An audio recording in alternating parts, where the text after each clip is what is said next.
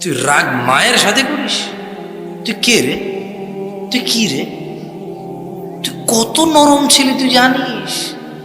তোর পায়খানার প্রেশার আসছে তুই বলতে পারিস নাই, এটা কখন বের হয়ে গেছে সেটাও তুই বলতে পারিস নাই। তুই এটা হাতে নিছিস আর তুই পায়খানা খাচ্ছিস। তোর ওই অবস্থায় তোর নিরাপত্তা দিয়েছে সে, তোর ওই অবস্থায় সে তোকে নিরাপত্তা দিয়েছে। তুই এতটাই নরম ছিলি যে তারা ভয় থাকতো যদি তুই ওদের পিঠের নিচে এসে মারা যাস। তোকে 3টা 4টা 5টা কাঁথা দিয়ে এক সাইডে রাখে নাই, তুই যদি পাল্টি খেয়ে পড়ে যাস। নিজেরা স্বামী স্ত্রী একটু কম জায়গায় শুয়েছে, কখনো কখনো মেঝেতে বিছনা করে তোর বাপে শুয়েছে, তোর মা তোকে নিয়ে খাটে শুয়েছে, তুই যাতে না পড়ে যাস। তুই রাগ করিস? তুই কে রে? তোর ছোটবেলাকে তুই বাদ দে রে, তুই তোর ওই ছোটবেলাটাকে বাদ দে যখন তোর মা তোকে এভাবে ধরছে তোর ভালোর জন্য।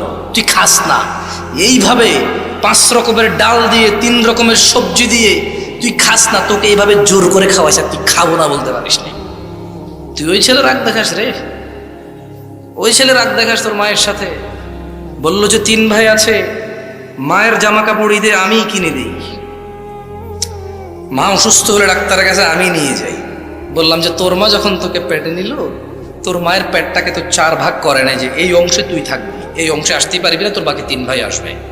তুই কেন তোর মাকে এটা মনে করিস না যে তুই মায়ের একমাত্র সন্তান? এই পৃথিবীতে কোনো সন্তান তার মা বাবার কৃতজ্ঞ হওয়া তো ইম্পসিবল।